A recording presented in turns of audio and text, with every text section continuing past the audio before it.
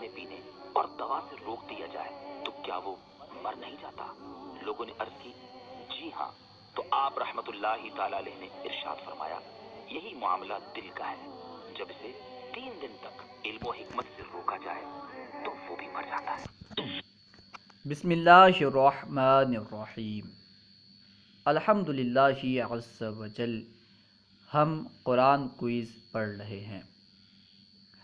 آج ہم انشاءاللہ عز وجل نبی کریم صلی اللہ علیہ وسلم کے متعلق چند سوالات اور جوابات پڑھیں گے، یعنی نبی پاک صلی اللہ علیہ وسلم کے اخلاق عالیہ کا ذکر قرآن پاک کی کس آیت کریمہ میں ہے؟ قرآن پاک کی کس آیت کریمہ میں یہ کہا گیا کہ نبی پاک صلی اللہ علیہ وسلم کی زندگی ہمارے لیے بہترین نمونہ حیات ہے؟ کیا نبی پاک صلی اللہ علیہ وسلم غیب جانتے ہیں؟ اگر جانتے ہیں تو اس کا ثبوت قرآن پاک کی کس آیت کریمہ میں ہے؟ کیا نبی پاک صلی اللہ علیہ وسلم نور ہیں؟ اگر نور ہیں تو قرآن پاک میں اس کا کہاں ذکر ہے؟ نبی پاک صلی اللہ علیہ وسلم حاضر و ناظر ہیں یا نہیں؟ نبی پاک صلی اللہ تعالی علیہ وسلم رحمت للعالمین ہیں یا نہیں؟ انشاءاللہ عز وجل اس کے متعلق سوال و جواب پڑھیں گے۔ آئیے شروع کرتے ہیں۔ رسول اللہ صلی اللہ علیہ وسلم۔ سوال نمبر 9، رسول اکرم صلی اللہ علیہ وسلم کے اخلاق عالیہ کا ذکر کس آیت کریمہ میں ہے؟ جواب سورۃ القلم آیت نمبر 4 میں ارشاد باری تعالی ہے وَإِنَّكَ لَعَلَىٰ خُلُقٍ عَظِيمٍ، اور بے شک آپ صلی اللہ علیہ وسلم بلند اخلاق کے مالک ہیں۔ یہ وہ آیت کریمہ ہے جس میں نبی اکرم صلی اللہ علیہ وسلم کے اخلاق عالیہ کا ذکر ہے۔ اس آیت کریمہ کو اچھی طرح یاد کر لیں۔ سوال نمبر 10، کس آیت کریمہ سے ثابت ہوتا ہے کہ رسول اکرم صلی اللہ علیہ وسلم کی زندگی ہمارے لیے بہترین نمونہ ہے؟ جواب سورۃ الاحزاب آیت نمبر 21 میں ارشاد باری تعالی ہے وَلَقَدْ كَانَ لَكُمْ فِي رَسُولِ اللَّهِ أُسْوَةٌ حَسَنَةٌ، بے شک رسول اکرم صلی اللہ علیہ وسلم کی زندگی تمہارے لیے بہترین نمونہ ہے۔ اس آیت کریمہ میں نبی پاک صلی اللہ علیہ وسلم کی زندگی کو ہمارے لیے بہترین نمونہ قرار دیا گیا ہے۔ اس لیے ہمیں چاہیے کہ ہم نبی پاک صلی اللہ علیہ وسلم کی سیرت کا زیادہ سے زیادہ مطالعہ کریں۔ اگر مطالعہ ہی نہیں کریں گے تو کیسے معلوم ہوگا کہ نبی پاک صلی اللہ علیہ وسلم نے کس طرح زندگی گزاری؟ پھر ہم اس پر عمل کریں گے۔ سب سے پہلے مطالعہ کرنا ہوگا، ہمیں جاننا ہوگا کہ نبی پاک صلی اللہ تعالی علیہ وسلم کی زندگی کس طرح گزری۔ اس کے بعد آپ صلی اللہ علیہ وسلم کی زندگی کے مطابق ہمیں بھی زندگی گزارنی ہے، اور ہم کوشش کریں کہ نبی پاک صلی اللہ تعالی علیہ وسلم کی ہر سنتوں پر عمل کریں۔ ٹھیک ہے نا؟ سنت پر عمل کرنے کے لیے نبی پاک صلی اللہ علیہ وسلم کو اپنا آئیڈل بنانے کے لیے ضروری ہے کہ ہم آپ کی زندگی کے بارے میں جانیں، سیرت پڑھیں۔ خیر، سوال نمبر 11، کیا قرآن پاک کی کسی آیت سے ثابت ہے کہ رسول اکرم صلی اللہ علیہ وسلم نور ہیں؟ جواب جی ہاں، سورۃ النساء آیت نمبر 174 میں ارشاد باری تعالی ہے وَأَنزَلْنَا إِلَيْكُمْ نُورًا مُبِينًا، اور ہم نے آپ کی طرف روشن نور نازل کیا۔ اس آیت کریمہ میں نورم مبینہ جو لفظ ہے، اس کے متعلق مفسرین کا ایک قول یہ ہے کہ یہاں نور سے مراد نبی پاک صلی اللہ علیہ وسلم کی ذات ہے، جسے ثابت ہوا کہ نبی پاک صلی اللہ علیہ وسلم نور ہیں۔ اسی طرح سورۃ المائدہ آیت نمبر 15 میں ارشاد باری تعالی ہے قَدْ جَاءَكُم مِّنَ اللَّهِ نُورٌ وَكِتَابٌ مُّبِينٌ، تحقیق تمہارے پاس اللہ کی طرف سے نور اور روشن کتاب آئی۔ اس آیت کریمہ میں نور و کتاب مبین، یعنی تمہارے پاس ایک نور اور روشن کتاب آئی۔ یہاں مفسرین فرماتے ہیں کہ نور سے مراد نبی پاک صلی اللہ علیہ وسلم کی ذات ہے، کیونکہ اگر نور سے مراد کتاب ہوتی تو پھر بعد میں کتاب کا ذکر نہیں ہوتا، تو یہاں پہ نور سے مراد نبی پاک صلی اللہ علیہ وسلم کی ذات ہے۔ تو اسے ثابت ہوا کہ نبی پاک صلی اللہ علیہ وسلم نور ہیں، جیسا کہ اہل سنت والجماعت کا عقیدہ ہے۔ سوال نمبر 12، کیا یہ بات قرآن پاک میں ہے کہ اللہ تعالیٰ حضور صلی اللہ علیہ وسلم کو راضی کرنا چاہتا ہے؟ جواب، جی ہاں۔ سورۃ الضحیٰ آیت نمبر 5 میں ارشاد باری تعالیٰ ہے وَلَسَوْفَ يُعْطِيكَ رَبُّكَ فَتَرْضَىٰ، اور آپ کو آپ کا رب اتنا عطا کرے گا کہ آپ راضی ہو جائیں گے۔ یعنی اللہ سبحانہ و تعالی نبی پاک صلی اللہ علیہ وسلم کو راضی کرنا چاہتا ہے، اور اس کا ثبوت اس آیت کریمہ میں ہے وَلَسَوْفَ يُعْطِيكَ رَبُّكَ فَتَرْضَىٰ۔ سوال نمبر 13، کیا یہ بات قرآن پاک میں ہے کہ اللہ تعالیٰ نے رسول اکرم صلی اللہ علیہ وسلم کا ذکر بلند کیا ہے؟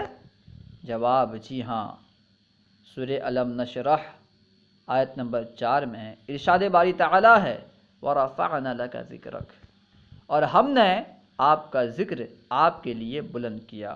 اس آیت کریمہ میں اللہ سبحانہ و تعالیٰ نے یہ بیان کیا کہ اور بے شک ہم نے آپ کا ذکر آپ کے لیے بلند کیا۔ آپ کا ذکر بلند کیا، کیوں بلند کیا؟ آپ کے لیے۔ آپ کا ذکر ہم نے آپ کے لیے بلند کیا، اتنا بلند کیا کہ جہاں اللہ کا ذکر ہوتا ہے وہاں نبی کا ذکر ہوتا ہے، جہاں جہاں اللہ کا ذکر ہوتا ہے وہاں وہاں نبی کا ذکر ہوتا ہے۔ قرآن میں اللہ کا ذکر ہے، نبی کا ذکر ہے، اذان میں اللہ کا ذکر ہے، نبی کا ذکر ہے، نماز میں اللہ کا ذکر ہے، نبی کا ذکر ہے، یعنی جہاں جہاں اللہ کا ذکر ہے وہاں وہاں نبی کا ذکر ہے۔ اور اس آیت کریمہ سے یہ بات ثابت ہوئی کہ دنیا میں جسے بھی بلندی ملے گی نبی کے صدقے ملے گی۔ مفسرین اس آیت کریمہ کے تحت فرماتے ہیں کہ بلندیاں جسے ملے گی نبی پاک صلی اللہ علیہ وسلم کے صدقے ملے گی۔ سوال نمبر 14، کیا یہ بات قرآن میں ہے کہ حضور صلی اللہ علیہ وسلم مومنوں کی جانوں سے بھی زیادہ قریب ہیں؟ جواب، جی ہاں۔ سورۃ الاحزاب آیت نمبر 6 میں ارشاد باری تعالیٰ ہے النبی اولیٰ بالمؤمنین من انفسہم، نبی تمام مومنوں کی جانوں سے بھی زیادہ قریب ہیں۔ یہاں پہ اولیٰ کا معنی ہے قریب، ٹھیک ہے۔ یوں تو مفسرین نے دوسرے معنی بھی بیان کیے ہیں، لیکن یہ معنی بھی ہے، بے شک نبی پاک صلی اللہ علیہ وسلم مومنوں کی جانوں سے زیادہ قریب ہیں، ٹھیک ہے، یہ معنی بھی ہے النبی اولیٰ بالمؤمنین من انفسہم، نبی تمام مومنوں کی جانوں سے بھی زیادہ قریب ہیں۔ سوال نمبر 15، حضور صلی اللہ علیہ وسلم کے آخری نبی ہونے کی قرآن سے دلیل دیں۔ نبی پاک صلی اللہ علیہ وسلم آخری نبی ہیں، آپ کے بعد کوئی نبی نہیں آئے گا، قرآن پاک سے ثابت کریں۔ قرآن پاک میں اس کا ذکر ہے یا نہیں؟ اگر ہے تو بتائیں۔ جواب، سورۃ الاحزاب آیت نمبر 40 میں ارشاد باری تعالیٰ ہے وَمَا كَانَ مُحَمَّدٌ أَبَا أَحَدٍ مِّن رِجَالِكُمْ وَلَٰكِن رَّسُولَ اللَّهِ وَخَاتَمَ النَّبِيِّينَ، بے شک محمد تمہارے مردوں میں سے کسی کے باپ نہیں، لیکن یہ اللہ کے رسول اور آخری نبی ہیں، خاتم النبیین یعنی آخری نبی۔ سوال نمبر 16، حضور صلی اللہ علیہ وسلم کا اسم گرامی احمد صلی اللہ علیہ وسلم قرآن پاک میں کہاں واقع ہے؟ جواب، سورۃ الصف آیت نمبر 6 میں وَمُبَشِّرًا بِرَسُولٍ يَأْتِي مِن بَعْدِهِ اسْمُهُ احمد، یہ عیسیٰ علیہ السلام کا کلام ہے، ٹھیک ہے۔ عیسیٰ علیہ السلام نے فرمایا اور اس رسول کی خوشخبری سناتا ہوں جو میرے بعد تشریف لائیں گے، جن کا نام احمد ہے۔ اس آیت کریمہ میں نبی اکرم صلی اللہ علیہ وسلم کا نام احمد مذکور ہے۔ سوال نمبر 17، حضور صلی اللہ علیہ وسلم کے علم غیب کے مالک ہونے کا ذکر کس آیت کریمہ میں ہے؟ جواب، سورۃ التکویر آیت نمبر 24 میں وما ہوا علی الغیب بضنین، اور یہ نبی غیب بتانے میں بخیل نہیں۔ ظاہر سی بات ہے بخل بندہ تب کرے گا جب بندے کے پاس ہو اور وہ نہ دے اور وہ نہ بتائے۔ اگر کسی کے پاس نہ ہو اور وہ نہ دے تو اسے ہم بخیل نہیں کہیں گے، اگر کوئی فقیر ہے، اس کے پاس کچھ بھی نہیں اور وہ نہیں دے رہا ہے، تو کیا آپ اسے بخیل کہیں گے؟ بخیل اسے کہیں گے جس کے پاس ہو اور وہ نہ دے۔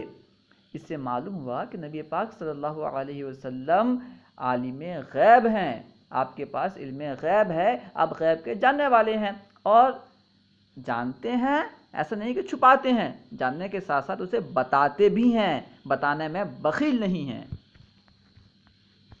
سوال نمبر 18، کہ حضور صلی اللہ علیہ وسلم کے حاضر و ناظر ہونے کا ذکر قرآن مجید میں ہے؟ جواب، جی ہاں، سورۃ الاحزاب آیت نمبر 45 میں ہے، یا ایہا النبی انا ارسلناک شاہدا و مبشرا و نذیرا، اے غیب کی خبریں بتانے والے۔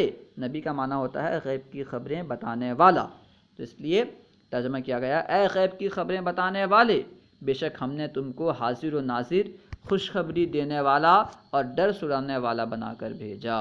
اس آیت کریمہ سے ثابت ہوتا ہے کہ نبی پاک صلی اللہ علیہ وسلم حاضر و ناظر ہیں۔ شاہد کا لفظ استعمال ہوا ہے، شاہد کہتے ہیں جو موجود ہو، جو حاضر ہو، ٹھیک ہے۔ تو نبی پاک صلی اللہ علیہ وسلم کا حاضر و ناظر ہونا اس آیت کریمہ سے ثابت ہے۔ اس کے علاوہ اور بھی آیات ہیں، اس آیت سے بھی ثابت ہے۔ تو ان آیات کو آپ اچھی طرح یاد کر لیں، انشاءاللہ عز و جل یہ آیات بہت کام آئیں گی۔ السلام علیکم ورحمۃ اللہ وبرکاتہ۔